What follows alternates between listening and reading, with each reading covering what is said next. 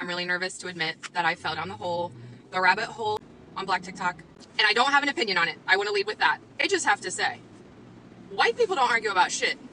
White people can figure out a couple of lessons by watching a black argument happen, go to Black TikTok and follow it, follow everything, because they're over there arguing about real shit like identity, race, gender, propaganda, culture, and music. Real shit. White people ain't arguing about shit. I am always struck by how scary black people are to white people, specifically white people, because I think about how every time there is like an all black anything, we're being accused of racism. And there's all these attacks happening right now against any all black program, all black graduations, all black funding for businesses. And that can't be anything but fear, because if I say that I'm doing something for women, if I say I'm doing a women's empowerment network, if I say that I'm having a meeting for women to create unity in the corporate arena, there would be not one complaint. If I said that I was doing a meeting for the LGBTQIA community, there would not be one complaint. People would get it. They'd rally behind it and say it was great. But the minute black people want to unite, want to come together, want to form any sort of alliance, there's so much energy against it. And that just shows the fear. And that also should message to black people how powerful we are and how important it is that. Hello, brothers and sisters. Now, they are really trying to trick you into doing things that aren't important to you, black people. Now, they have lost control over you. They have lost their powers, and the white systems are now failing. What has remained of them is to gaslight the black community, is to manipulate them into believing that they can never unite, and all that they need is to depend on the white systems that are already collapsing. Let's watch this video, then have a really quick discussion at the end of it. Thank you so much. Good day, family. Wow, I'm just now realizing what a blessing I have in my own backyard. There's something we don't like to talk about, but I'm going to say it. Black people, we're hurting. And because we're hurting, we're divided. Because we've been oppressed for so long, we've learned to turn on each other instead of turning towards each other. We kill each other, we envy each other, we tear each other down for trying to rise. Some of us hate to see another black person doing better. And it's not because we're evil, it's because we've been lied to. Trained to believe that we're less and that there's not enough for all of us to win. Meanwhile, the world watches. Other nationalities mock us. They profit off our culture but look down on our people. They steal our style but not our struggle. And when we cry out, they call us angry. They have the nerves to call us angry. When we rise, they try to copy. When we fall, they just watch. But hear me, there is hope. We can heal, we can rise, but not without truth, not without God, and not without each other. The Bible says at Galatians 5:15, if you bite and devour one another, watch out, or you will be destroyed by one another. We don't need more enemies. We've got enough out there. We can't afford to be enemies in here. Let's unlearn the hate. Let's rebuild the village. Let's cover one another in grace, not gossip. Let's teach the next generation what unity looks like, not just what pain feels like. Because when we come together, truly come together, there is no force on earth that can stop us. And the whole world knows this. They know we are very strong as a unity, but we have to learn how to form one. Thank you so much for watching and for listening, and have a wonderful rest of your day. So it's the 4th of July, man, and I'm out here at my apartment complex, man, and, you know, everybody partying, they doing their thing, they doing their July 4th thing. Look, y'all check me out. I posted a video about, you know, us uniting as black and brown people, man, and I think maybe some people got rubbed raw or something, man. It's crazy because those individuals who hate us, they hate our unity. You know what I'm saying? they don't just hate us, they hate our unity. So if we even talk about unity, the first thing they talk about is the racist people just start popping up, jumping out, talking about, oh, they're gonna go break the law and all this other crazy stuff. They don't understand that the numbers are against them. Like, all the people who have come for the black community, man, all of them, every single one of them, I'm saying every single one of them, if they look at their numbers, they'll have a realization that they're wrong.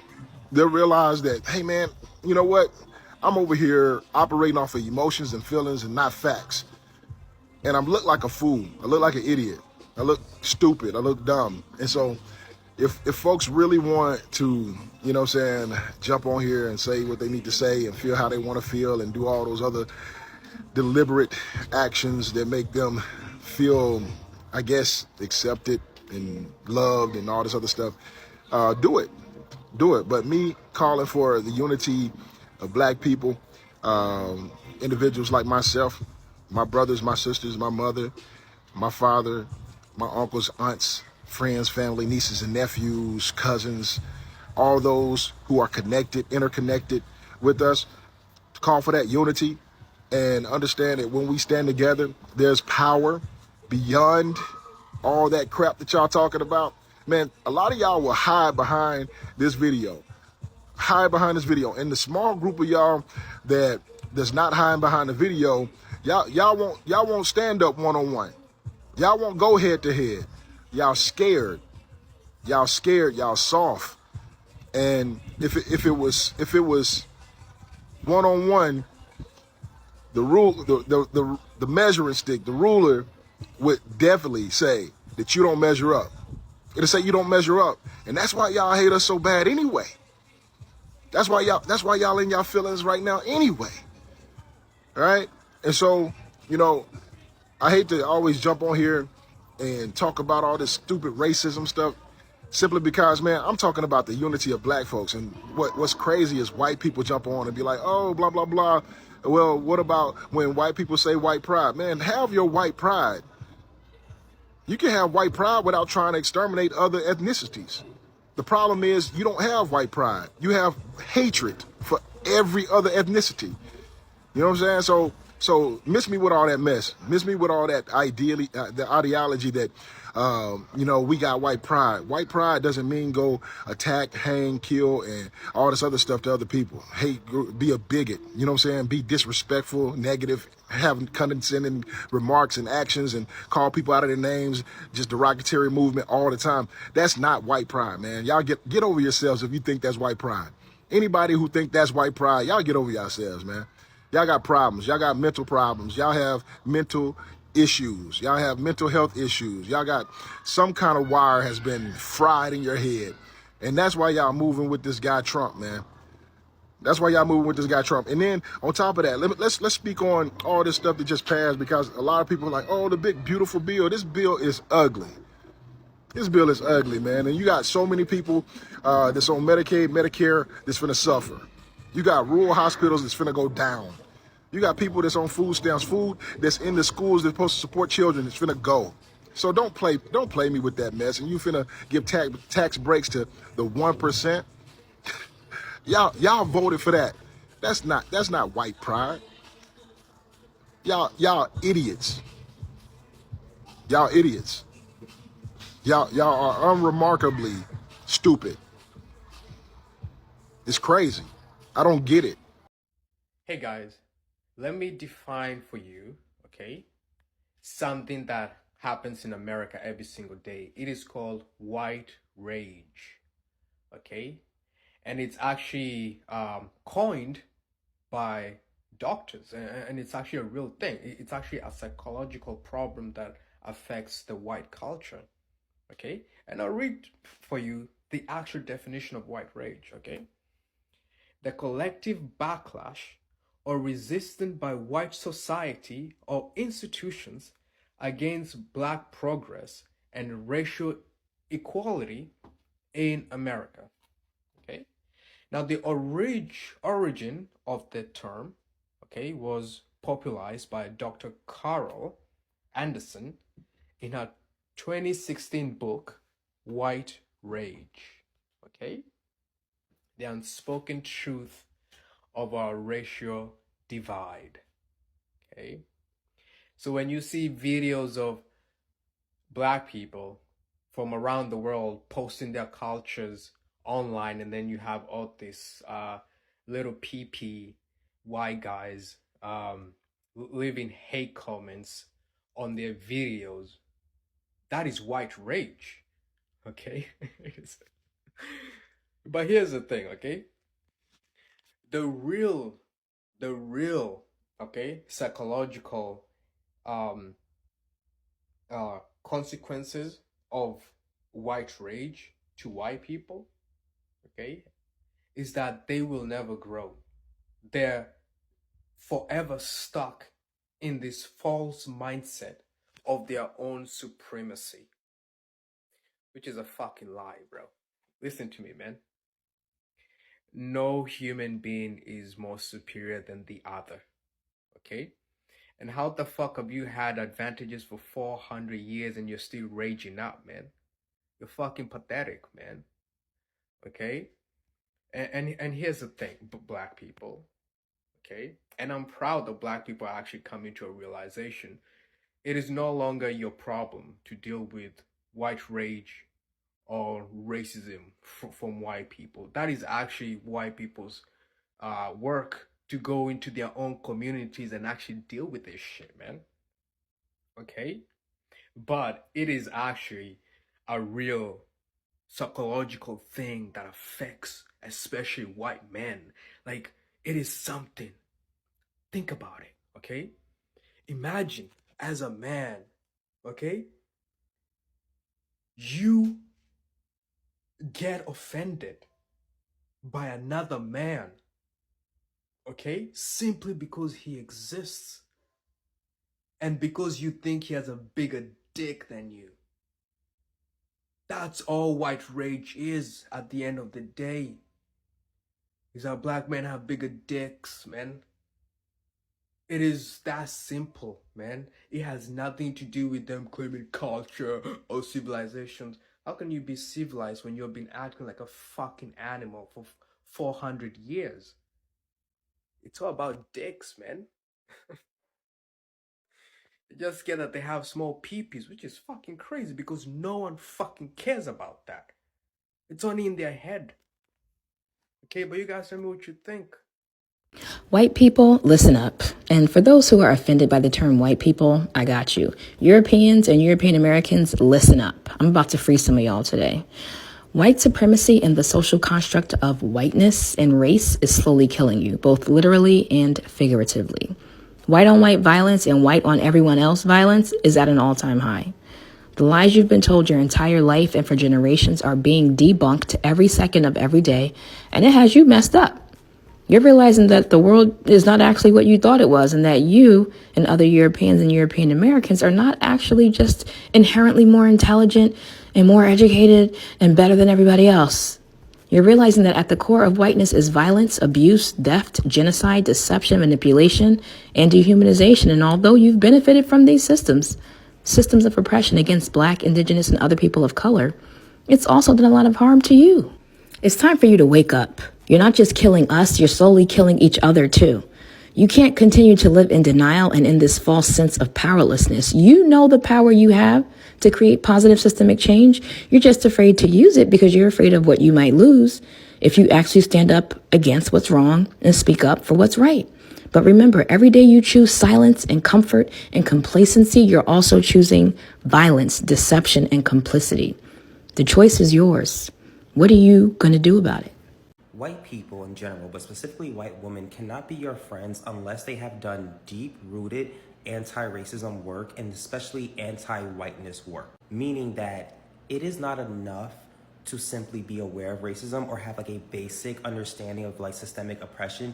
You have to literally practice sociology and practice anti-racism and look within yourself and question what you do, question how white privilege like affects you, question how you go about certain situations and saying certain things and engaging in certain conversations. Because outside of like the obvious being that white people have a certain level of racial privilege in this country, right?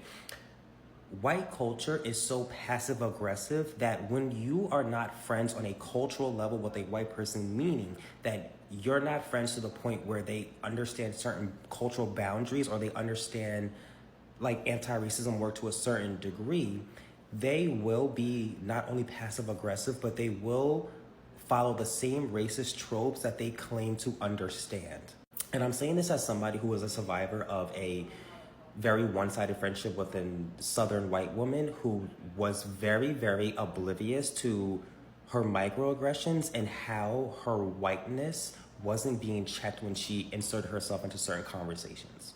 In white culture, there's always this precedent of like assumption that you are innocent. And so there's always going to be this drive to infantilize themselves and to make themselves the victim.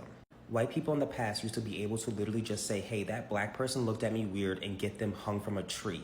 That legacy still exists today. The legacy of being able to be believed and be seen as a victim, even if there isn't any proof or anything showcasing that in front of people's faces. So when an issue arises and you feel that passive aggression or you feel those microaggressions or you have the uncomfortable situation, you recognize that you cannot be friends with that person because they quite literally don't see you fully as a person and have not done the internal work to see through their own bullshit, even if you explain it to them. And this is something that exists in white culture. Like, it is normal for white people to be passive aggressive within their own culture to each other, especially when it comes to white women. Like, being catty and being fake is very normalized. Very, very much normalized. I mean, look at Mean Girls as a great example, even though obviously that's a fictional story in a movie. So when you're encountering someone who you think is your friend, but then they end up being shady as fuck or saying something that you view as very disrespectful, especially in regards to black culture, right? And you try to directly confront that's not going to mix well a lot of the times, especially not, again, if they haven't done that internalized work. I know I've said that. Hey guys, so I had someone reach out and they were very upset with me because of the video I did uplifting my husband Larry as well as black men. And the commenter said, how come you didn't uplift all men? And my response to that is because I was not raised by all men. I was raised by a black man. I am married to a black man. I have a black son. I am the sister to black men. You understand? So my whole experience, although I have dated outside of my race, I am married to a black man. And that's just what it is. And so if you want to uplift your white, Latino, Asian husband, you go ahead, feel free. Get you a TikTok or YouTube and you going on there and you uplift your man, because that's what we all need to be doing. But I definitely wanted to big up my man who happens just to be black and to let all black men know that we see them. When I was growing up, though, going to school in Detroit, do you know how many times I heard about when white girls' hair or themselves are wet, they smell like a wet dog or a dog? You know how many times I heard about what my ancestors did and how I was responsible for it? Do you know how many times I got called honky in school? Like, that didn't make me not like BLK people. Was it mean? Was it wrong? Was I affected? I'm not gonna say I was really affected, because I think I just thought it was stupid. What's really funny is that even at that age, like being young, same way I feel now, I felt then. And I didn't feel that way off of someone telling me how to feel. I used to say to them, I didn't do it to you. It didn't happen to you. My mom didn't do it to you. My grandma didn't do it to you. What you mad at me for? Legit, I used to say this back then in like elementary, like middle school. Like, I wasn't me. So does anybody think 30 years later, I'm going to feel any differently than I did then? No, I don't feel any differently. I only feel differently because this racism still exists and BLK people act as though they're just so open with it. Just so open with it.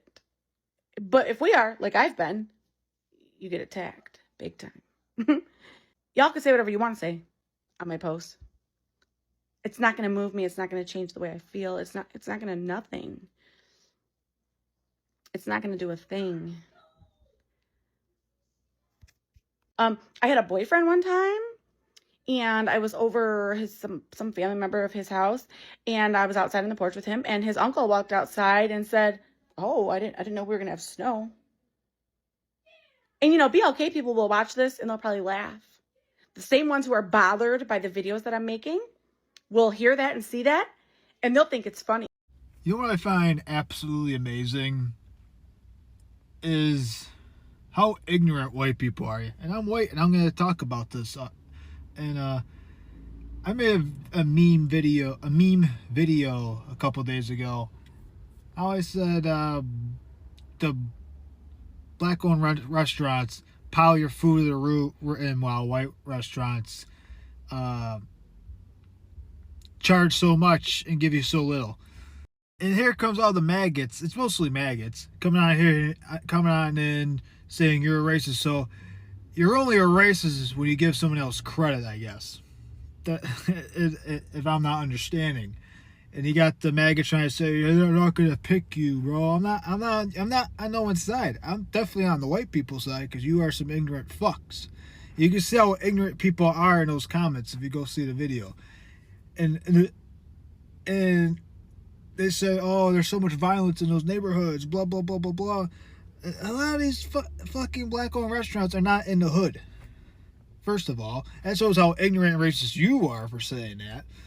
And you know what? Hood food is the best food. Sorry. You're such a pussy going out in the hood because you're so afraid to get robbed. And you think the black community are these animals that just go out here and kill people. If I'm not mistaken, it's hilarious that Tim Tebow has literally came out with this. White people are the one raping people, doing school shootings. I'm more afraid of a white person out here killing people because those are the ones doing the mass shootings and school shootings. And first sure the Las Vegas shooting, wasn't that a white person just sniping people? So again, you guys are so ignorant because you're so racist that you believe these things because you're racist. Just like how the white South Africans are coming over here giving free money and all this stuff, but that's okay with yous, but it's Mexicans and anybody else, they gotta go. Only whites can come out here and get free stuff. Right. Like I said, whites are the one. This is why white people are afraid of black people. I was brought up in, quote, Bedford-Stuyvesant in my town. But I would like to say what scares us is I think we hear violence. The young lady said she's afraid of violence. And isn't it sad that we who have been the victims of so much violence, now whites fear violence from us? We do not have a history of killing white people. White people have a history of killing us. See? And what you fear, may I say this, sir? What you fear, and it's a deep guilt thing that white folks suffer. You are afraid that if we ever come to power, we will do to you and your fathers what you and your people have done to us. And I think you are judging us by the state of your own mind, and that is not necessarily the mind of black people. Something that really, really grinds my gears is the fact that black people can freely and openly speak negatively on white people. But as soon as, and mind you, they can speak the truth or not the truth, whatever way it goes, depending obviously on the circumstance, the situation, whatever. However, if a person like me speaks openly with intelligence and factual information, you get attacked by so many people. Why is there such denial? it literally, is that like a double standard, or I don't know. I'm not really good with that. I could be wrong. However, it's crazy. Like to stand up and speak for what is right and the truth, literally you would be risking your life. It's really a shame. Hello, brothers and sisters. Yes, of course. They're tricking you into doing things that you really don't want to do. This is because psychology states that when someone loses control over you, when they loses the command they had over you, they try as much as they can to frustrate you in different ways, and they try as much as they can to manipulate you to believing them once again. Now, let's have a quick break and a breakdown of whatever I'm talking about. Now, the black community has been in slavery for the longest time. However much some of the black people still do not want to acknowledge the fact that they have been in slavery for a long period, but the fact still remains that the black community was taken from Africa and enslaved on the other side of the world. Now, a lot of theories and a lot of narratives have been told about how they got from Africa, and the Western media has made it possible to divide Africans and the diaspora. This is how they have done it. They have used their media to run a narrative that Africans sold their own brothers and sisters, that the kings, the mothers, and some of the grandparents were involved in selling their own people to the white master. Now, I'll have to say that there is no proof for the same, but there is proof colonialism took place in Africa, and when colonization took place in Africa, there were frustrations, and the white man took control of the continent of Africa. He started by dividing it and bringing religion to Africa. And when that was done, he realized that there is a lot of labor he can get from Africa, that there were a lot of free people they could get from Africa to go and work in their farms and fight for them during the First and the Second World War. Now, brothers and sisters, I just want to remind you things that you might really not be aware of, that all these things took place without the acknowledgement of the black people. They were being forced to do all these things. However much a narrative has been run by the Western media, and it is sad to see that most of our people have fallen for that. Most of our people now think it is indeed the African people and the people in the motherland who sold their own brothers and sisters into slavery or the land of oppression. Now, we the people of African descent, have been one for a very long time. Before slavery, Africa was one as a continent. It was divided like a piece of cake in Germany during the Berlin Conference. And that meant that Africa was going to be divided into small but manageable states by the white people. Now, this happened by the watch of the whole world. And it happened with them dividing Africa as a piece of cake on a table. Then later on, they took mineral resources from Africa. Now, let's not forget one thing. All these narratives that are being driven around or run by the Western media, they are on purpose. They are not for nothing. They are to divide you, they are to divide Africans, and they are to divide the black community. As I've always said, that the silence you have, the silence in you is your absolute power. The silence plus the unity the black community can have is the biggest power you can have on the bargaining table. The black community has long suffered, not only in the diaspora, but also in Africa. But our diaspora brothers and sisters have seen it all, from police brutality, from discrimination, segregation, ruthless and rogue laws to curb the black the black power. And these laws and policies were made to divide and weaken the black community.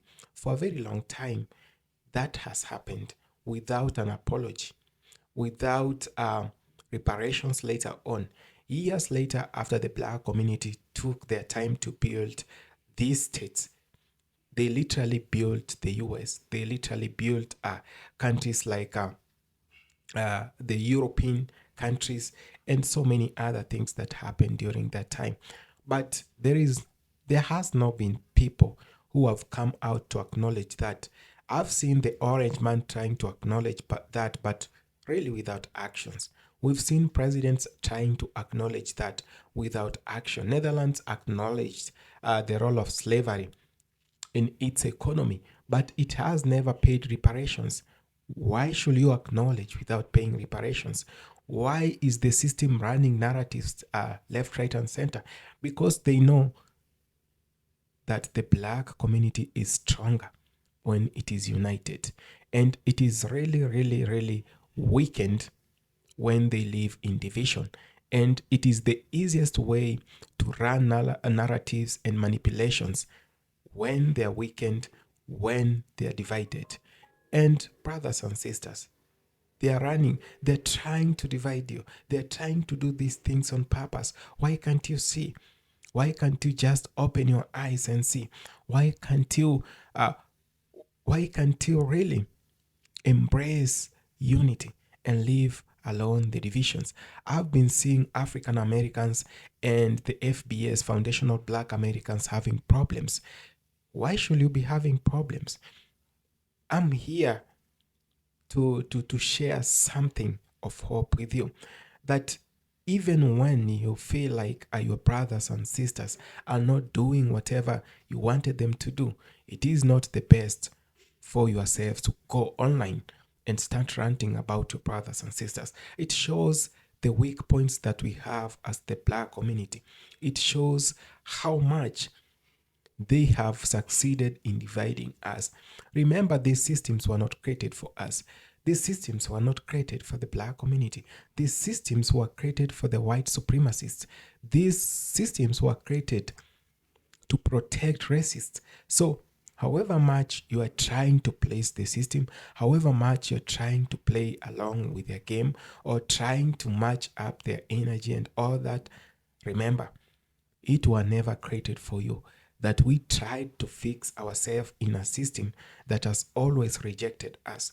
We're trying to fix ourselves in a system that was meant to oppress us, that was meant to divide us, and that was meant to weaken us. So, how do you want to place the system at the expense of your own brothers and sisters?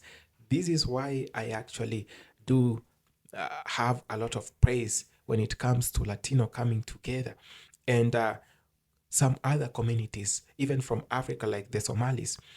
Whenever they go to a place, they try to keep intact. How about that could be the whole of the black community? Trying to keep intact.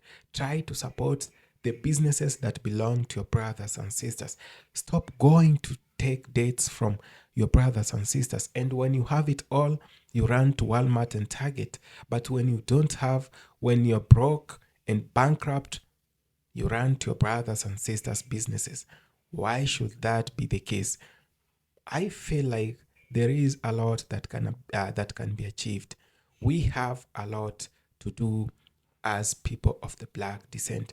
We have a lot to achieve, and we have a lot to emulate from other communities. I'm not really a good fan of the divisions that we see today. I'm not a good fan of whatever is happening in the black community today. Malcolm X talked about this. Martin Luther King Jr. talked about this, that the unity of the black person is the biggest threat to the white systems. Why shouldn't we tie this unity? People like Aloy Farrakhan, the leader of Nation of Islam, for years has been saying that we've tried everything. We've crawled in, we've begged the systems, and we've tried as much as we can to place them. But we always assume and we always tend not to do one thing, to unite. How about we unite? How about we bring our people together? Let's not fall into their tricks. Their tricks to divide people. Their tricks to divide the minority so that they'll always have super control over you. Brothers and sisters, I can take as much time as you want me to take to talk about the unity of the black people, but without your own willingness, without you going and taking actions for yourselves, it is nothing. However much I try to rant, however much I try to vent here about the unity of the black people, it is nothing, it is useless, it is fruitless if we all do not take this initiative very seriously. How I wish, brothers and sisters, that I could see all of us, both Africans, both Caribbeans, and both those in the diaspora, in the US, in Australia, in Europe, coming together as one and talking as one people. What happened to the dream of bringing back the children of Africa back home? What happened? What really happened? We really needed that. We really needed unity. We really needed cohesion. We really needed to come together as the people. Enough of the fights, enough of the rants, enough of the vents from the online space. We really need each other. Leave alone whatever the media feeds you. You need your brother, you need your sister. Not today only, but the coming day and even in the future. Thank you so much for having taken a time to watch this video. I really appreciate it. If it's your first time on this channel, please consider subscribing, sharing, commenting, and liking. Thank you.